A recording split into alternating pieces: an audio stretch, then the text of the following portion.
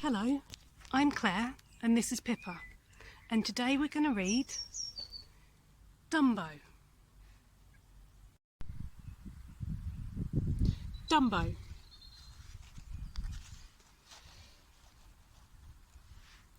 It was spring once again, time for Casey Jr., the circus train, to take the circus to town. The cars were loaded with animals, clowns and acrobats. Casey Jr. was anxious to get started. All aboard, let's go!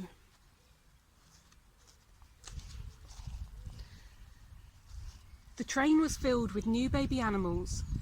There were baby hippos and baby zebras, baby giraffes and baby lions. In the elephant car, Mrs. Jumbo had just received her own beautiful little baby. She called him Jumbo Jr. This was a proud day for all the elephants. Mrs. Jumbo's friends fussed and cooed over the cute baby. Suddenly, the little elephant sneezed. Achoo! What a surprise!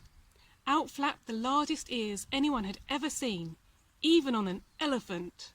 He looks like a clown, laughed one elephant. Little Jumbo? He looks more like little Dumbo. Little Dumbo was teary-eyed as he looked at his ears. It was true, they were big, but Mrs. Jumbo didn't care. She cuddled little Dumbo in her trunk and gently rocked him to sleep. Casey Jr. stopped at a small town, and all the animals and circus performers paraded down the main street. The crowd cheered the monkeys and the clowns and the circus band, but their cheers turned to laughter when they saw the little elephant with the big ears. The people followed the parade to the circus grounds. A group of rowdy boys saw little Dumbo and began to tease him. One of the boys even tugged on Dumbo's ears. Look at those sailboat ears! Mrs. Jumbo was furious. She turned the boy over, gave him a good spank with her trunk. Then she sprayed water over all the boys. The crowd panicked. Wild elephant! They shouted as they ran for the tent exits. The ringmaster saw all the people running from the tent and heard their cries. He thought Mrs. Jumbo had really gone wild, so he locked her up in the prison wagon. Poor little Dumbo was left all alone. To make matters worse, the ringmaster dressed the little elephant in a silly costume and put him in a clown act. Dumbo had to jump from the top of a building into a net held by the clowns. Every time he would crash through the net and land in a tub of soap suds. Everyone thought the act was very funny. Everyone except Dumbo. Poor Dumbo. None of the other elephants would even talk to him. Then Timothy, the circus mouse, noticed the little elephant one day walking by himself. There he goes without a friend in the world.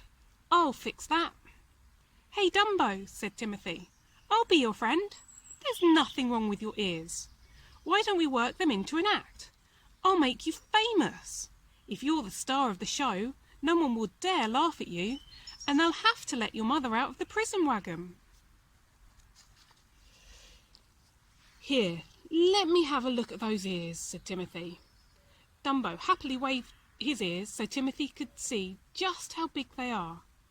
Oh, they're colossal, stupendous. But what can we do with them? Timothy thought and thought. Say, maybe you could leap through the air like the acrobats. Dumbo tried, but he fell flat on his face. That won't work, said Timothy, but we'll think of something. Don't be discouraged. But Timothy himself had no idea what they were going to do. It seemed hopeless. By now it was night time, so Timothy curled up in Dumbo's clown hat and they both went to sleep. And during the night, Dumbo had the strangest dream. He dreamed he could fly.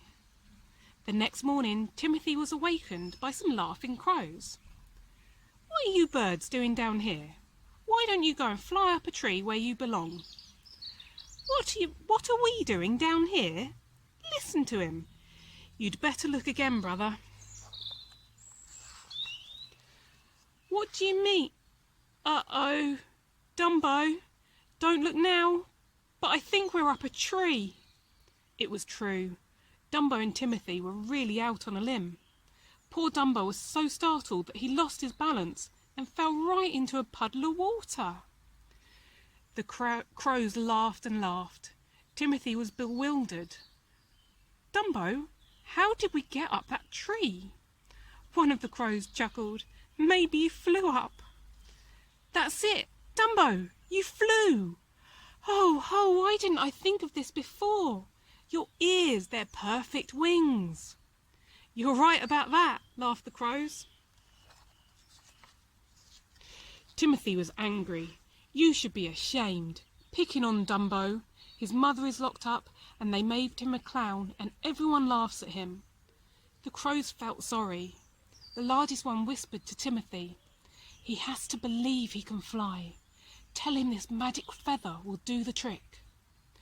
Timothy took Dumbo to the edge of a tall cliff. Okay now, hold this magic feather and start flapping your ears. Dumbo flapped and flapped, and to everyone's surprise, he soared off the cliff. It worked, Dumbo! Dumbo and Timothy saved their surprise for the afternoon performance. Timothy perched on Dumbo's hat as they sat on top of the building, ready for the clown act. Okay, Dumbo, got the magic feather? Good. Then take off. But when Dumbo jumped, he lost hold of the feather. Down they fell.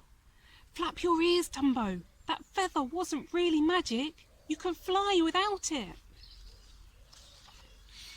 Dumbo spread his great ears and off he sailed. The crowd was astonished as the little elephant soared high above their heads. Timothy was overjoyed. We did it! Dumbo, you're a sensation, a star! Dumbo was a star. The world's one and only flying elephant. The ringmaster released Dumbo's mother and gave her a special railroad car of her own. And no one ever laughed at Dumbo's ears again. The end. Pippa and I hope you enjoyed the story. Pippa?